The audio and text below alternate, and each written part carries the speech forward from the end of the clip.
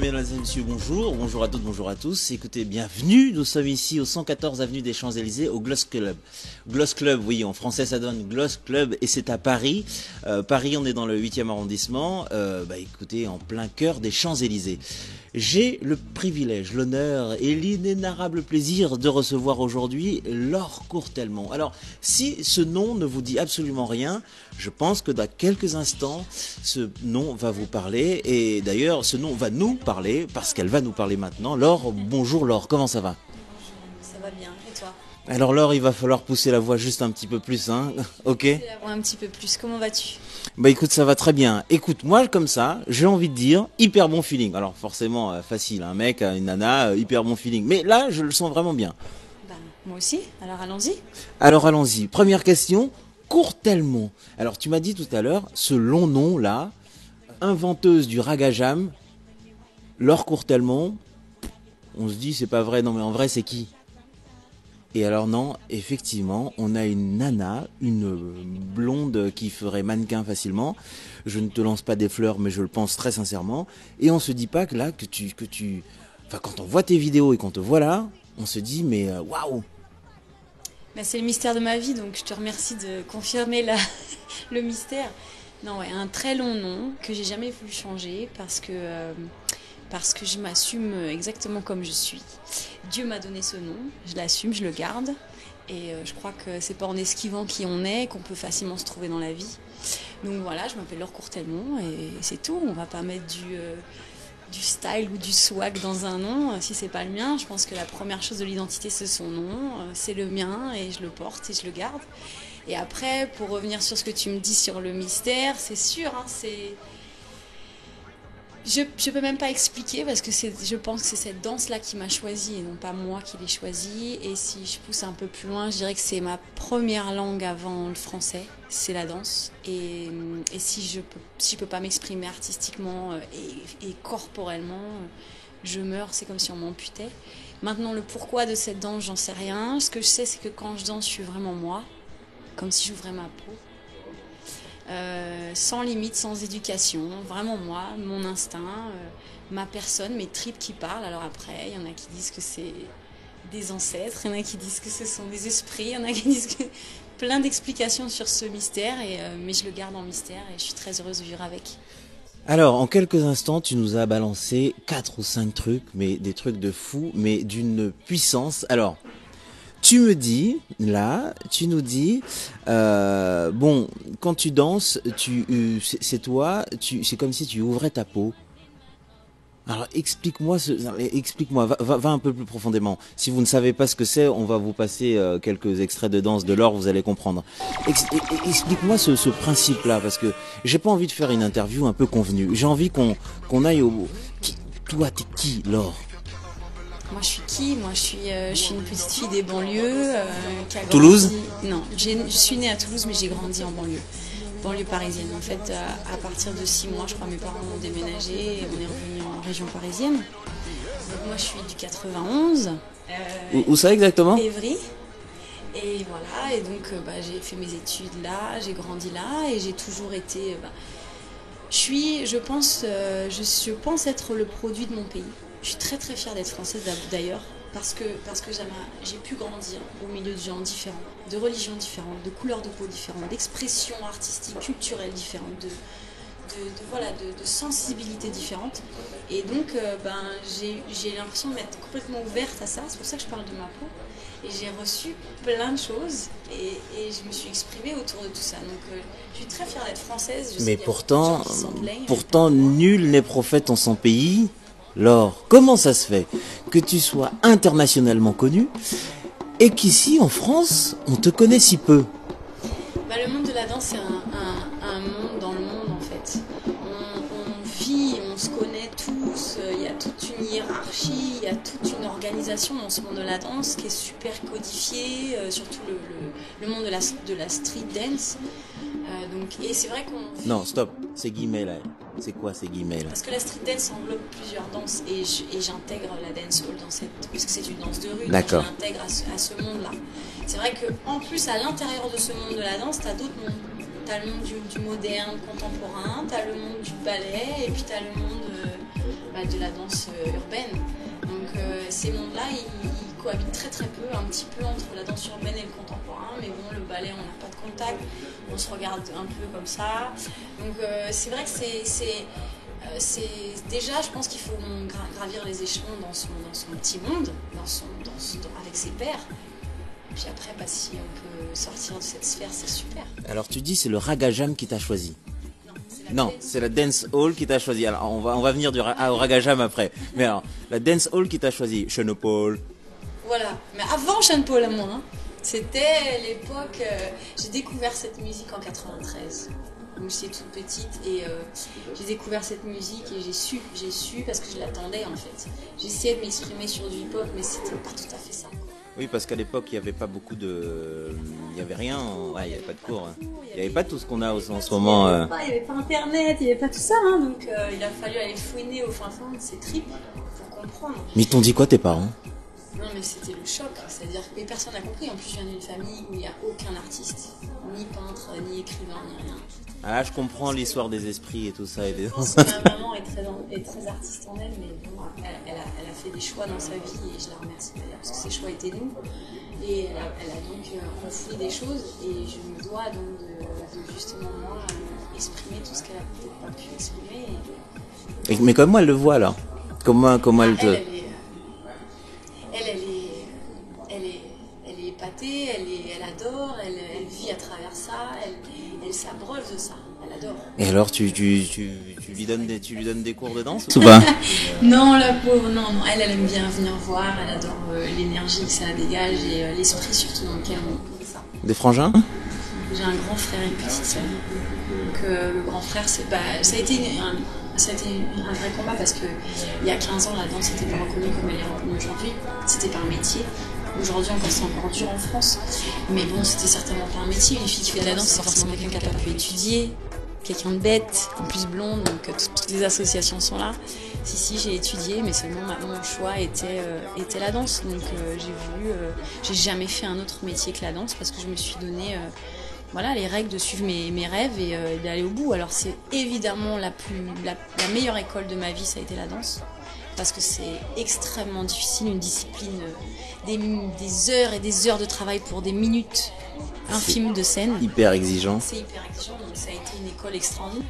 Alors justement, venons-en à ce qui fait que nous sommes là aujourd'hui. Tu fais Woman on Top le 15-16 juin. C'est bien ça. Alors, explique-moi. Alors, il y en a 3. Vous êtes 3 nanas.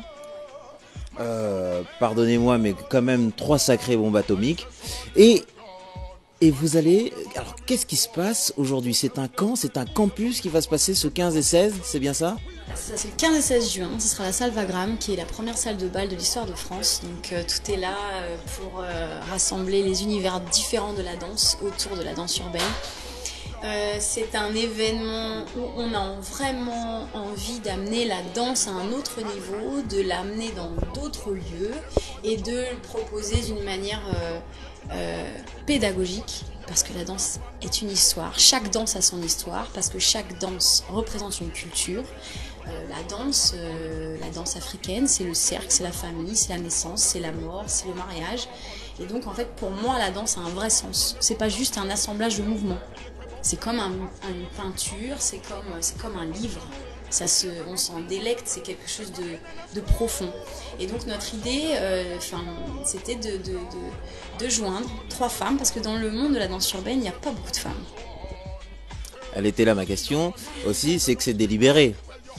Voilà, notre idée c'était 3 femmes qui sont arrivées à un certain moment de leur carrière, qui n'ont jamais accepté certaines choses pour réussir. Donc c'est-à-dire que jamais accepté de détourner ses valeurs et pour pouvoir avoir une exposition plus grande. Voilà, des femmes qui se respectent, qui respectent ce qu'elles font, qui connaissent leur sujet et qui s'expriment très fort avec des vrais messages, avec une vraie puissance, avec des vraies valeurs. Alors ces 3 femmes, une qui vient de Suède. Donc elle est très hip-hop. hip-hop très ghetto, très roots. Elle va dans le fin fond du hip-hop et elle s'exprime d'une manière extraordinaire. Elle a une technique super élevée, elle est très au courant de ce qui se passe, elle est vraiment dans le respect de sa culture et de son expression.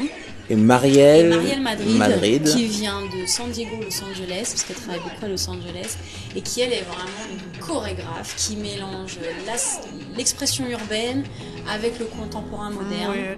Une chorégraphe hors pair qui a une musicalité, une perfection dans son mouvement.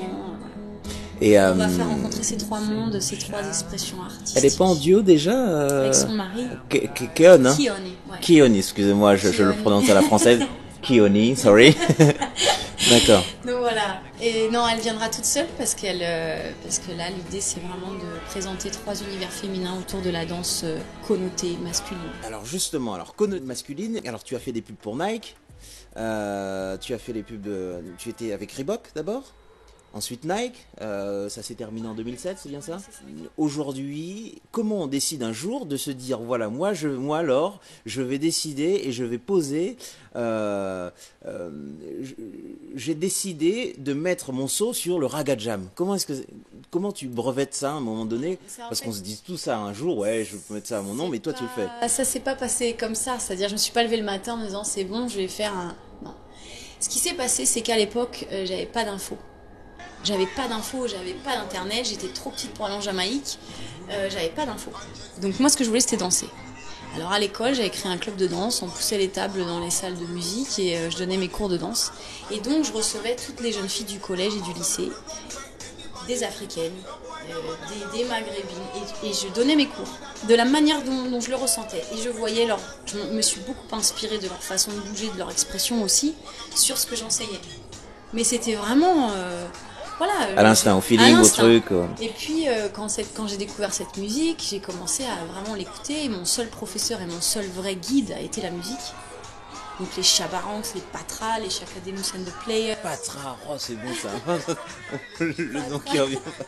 Oui pardon, excusez-moi, c'était juste un petit... Buju Benton et tout. Donc voilà, je me suis dit, non, cette musique est trop puissante, il faut absolument que je me fasse partager le monde. Elle est extraordinaire cette culture.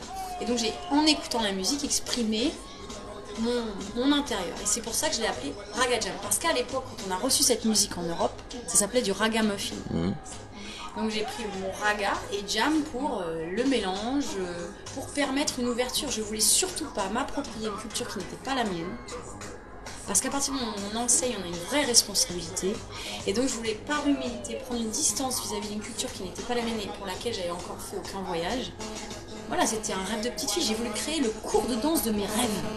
Où tout le monde est libre, où les nanas un peu plus enrobées ont le droit de danser, de... Eh ben c'est ça. Alors justement, dans tes cours, il n'y a pas de, dans tes cours, apparemment, je viendrai dans un de tes cours si tu me le permets bientôt, en tout cas à voir. Il n'y a pas de temps mort visiblement. Mais on s'arrête quand même. C'est-à-dire, je ne sais pas comment dire. C'est-à-dire qu'il y a des vrais temps de pause, mais il n'y a pas de temps mort. Moi, pas comprendre. Pas comprendre, mais si, parce qu'en fait, il y a plusieurs façons de s'exprimer. Dans un cours, on peut faire passer l'émotion à travers la musique, à travers l'explication musicale, ou à travers le visuel, ou à travers l'explication orale. Et j'utilise tout. J'essaye de mon mieux, sans aucune prétention. Alors maintenant, les questions qui fâchent. Bon, toi, Babtou, grande blonde, t'arrives, comment est-ce que tu fais avec les blacks? Les mecs ils se disent, mais attends, on te dit, tu danses comme une blague, j'imagine qu'on t'a dit ça 20 fois, 15 fois, 100 000 fois. On m'a dit ça 100 000 fois, mais bon, Non mais vas-y, en comment... fait, voilà. Bon, ça a été très dur, ça a été un très gros handicap au début. Ouais. Surtout que j'ai évolué dans un monde de hip-hop. Bah oui. À l'époque, il y a 20 ans, donc c'était hyper fermé aux nanas. Il y avait très très peu de nanas, même en hip-hop. Donc la dancehall, comme de toute façon, on est toujours le dernier maillon de la chaîne, nous. Parce qu'on dit que la dancehall c'est sale, parce qu'on dit que c'est les dépravés du reggae, parce que, et en plus voir une fille là-dessus. Et la grande nouveauté, c'était que je ne dansais pas la dancehall comme une fille. Parce que je ne fais pas la version femme du dancehall. J'utilise les danses d'hommes, codifiées par les hommes, pour les hommes, et je les assemble pour les chorégraphier. Donc la nouveauté de Raga Jam, c'est vision chorégraphique, parce que la dancehall n'avait jamais été chorégraphiée avant. conception pédagogique parce que la dancehall n'avait jamais été enseignée avant. Attendez, là je sens que c'est important. Alors on va recommencer. Vision chorégraphique. Une vision chorégraphique parce que la dancehall n'avait jamais été chorégraphiée. C'est-à-dire c'était une danse de rue à l'état pur. On se mettait dans la rue et on enchaînait des danses. On appelle ça des danses jamaïcaines, des danses sociales. C'est-à-dire, un fait une danse, tout le monde la suit. C'était ça. Et c'est encore ça. Donc, la conception, enfin, le fait de monter une chorégraphie, les gens m'appelaient en me disant, mais c'est impossible, comment tu fais? Et la deuxième chose, c'est que ça ne s'enseignait pas dans les salles. Et pour pouvoir développer une culture, il faut l'enseigner. Sinon, comment on peut l'amener à madame tout le monde, à monsieur tout le monde, à quelqu'un qui va adorer, etc. Comment on peut ouvrir les portes d'une culture? La transmission. La transmission. Donc l'idée, c'était d'allier une pédagogie posée. Voilà. Raga Jam, c'est le cours de danse de mes rêves où on enseigne pour de vrai les mots, les noms, d'où ça vient, qui a créé, pourquoi, quand, où et comment. Qu'on crée une variation chorégraphique super dynamique, qui a une vraie plastique. Et là, je me suis inspirée du hip-hop, parce qu'en hip-hop, on chorégraphiait déjà, et je me suis dit pourquoi pas. Je me suis inspirée d'un grand monsieur qui s'appelle Monsieur Buddha Stretch, qui a été le premier créateur de chorégraphie en hip-hop. Et j'ai juste repris les éléments qu'il a fait, et j'ai essayé de l'appliquer sur la dancehall. Donc voilà, en fait, Raga Jam, c'est pour ça que je l'ai déposé, parce qu'on me disait, c'est pas possible, en plus tu es blanche, ce que tu fais, ça s'est jamais vu, ça marchera jamais, cette musique, ça durera pas. Aujourd'hui, ça va mieux. Enfin, aujourd'hui... mais c'est bien, parce que il a fallu que je sois 10 fois meilleure, oui, pour avoir 10% du respect. Ouais. Et ça a été encore plus dur, mais et surtout des sentiers qui n'étaient pas encore battus, quoi, parce que la danse, c'était de l'amusement pour les gens. Donc en fait, tu as tout défriché quasiment pour... J'ai essayé, et j'ai aussi été accompagnée par des gens qui m'ont beaucoup aidé, comme DJ Samoine qui a créé la musique, comme toute l'équipe Raga Jam qui m'a suivi, accompagnée, Alors alors toute cette équipe-là, ok, est avec toi aujourd'hui, mais alors moi je me dis pour cet événement-là, pour le 16, le 16 et le 17 juin, on le rappelle, le 16 et le 17 juin, non, 15 et 16 juin, pardon, 15 et 16 juin à la Salvagram, Paris, dans le 8e, tu vas faire un camp comme ça, où tout le monde... Comment on fait? On s'inscrit On s'inscrit à la FNAC, on s'inscrit sur le site internet, il y a plein de manières de s'inscrire aujourd'hui. À partir d'ici 15 jours, les places seront mises en vente. Et ça coûte combien? On sait ou pas? Il faut voir. D'accord, ok, on sait, d'accord. Je ne sais même pas répondre à la question. Non, parce que moi j'ai ma nièce qui danse, qui a 12 ans et qui danse comme un fou. Et je lui dis, je lui ai montré. Elle m'a dit, mais il faut que je sois là. Tonton, faut que je vienne, c'est pas possible. Ouais, tonton, faut amener ta nièce. Ah ben. Sinon, c'est pas un bon tonton. Tu vas voir, tu vas voir le truc. Tu vas voir. Bref, glissons. Donc ok, le 15 et le 16. Cours. Chacune d'entre nous enseignera sa technique. Et puis on va faire des liaisons entre ces danses pour montrer qu'en fait, toutes ces danses, elles viennent d'où? Elles viennent de la terre-mère, elles viennent de l'Afrique. Et donc en fait, on a juste des expressions différentes de la danse africaine. Parce que qu'est-ce que sont toutes ces danses culturelles? Qu'est-ce que la danse brésilienne? Ce sont les esclaves africains qui sont allés sur cette terre indienne. Pourquoi la salsa, les esclaves africains sur la terre cubaine, etc. Donc on veut montrer le lien entre tous ces messages c'est culturel. Pour moi, ce mot culturel est super important parce qu'on ne gesticule pas. C'est de l'art. C'est de l'art, c'est une technique, c'est du sport. On devient des athlètes, on repousse ses limites, on travaille sur des musiques de gens qui ont créé ça. Il y a tous les arts qui se rencontrent au milieu du danseur. Il exprime l'expression du chorégraphe, l'inspiration du compositeur, de l'interprète et sa propre sensation en tant que danseur. Je pourrais t'écouter pendant des heures. On pourrait vous écouter, Madame Laure Courtemont, pendant des heures. Vous parliez du Brésil, je pense que vous en connaissez quand même un petit bout sur le Brésil. Écoutez, merci, je crois que c'est fini. Notre entretien doit s'achever maintenant. Merci en tout cas, Laure. C'était un super moment. Je voudrais continuer en off cette entrevue. Alors, soyez là au rendez-vous le 15 et le 16 juin 2013, ici ici, c'est à Paris, c'est dans le 8e arrondissement Salvagram. Moi, en tout cas, moi, je serai là. Moi, c'est sûr, je serai là. Ça y est, tu m'as convaincu, tu m'as même carrément envoûté. Donc, on sera là. Clip musique, évidemment, bien sûr. À bientôt. Ciao, ciao. Merci, Laure. Ciao. Ah ouais, ça, c'est bien, ça. Attends, non, parce que j'ai pas le réflexe du truc comme ça. Oh, she back it up on me. Me love her, she back it up on me. Oh, oh. Can I rest them stiff? Make my pants front lift. Lad me out, touch it. We are the stick. Wrap it up like a book. Me no name fish, me no eat. Yeah. Move your jaws and sit up. Someone of mine, girl. Me grind, girl, hall. When on a my girl. Someone knows. Them just a fatten them fall for mongos. Some boy a buy clothes, kick y'all on and we a take it off. We a take it off, we a take it off. We a take it off, we a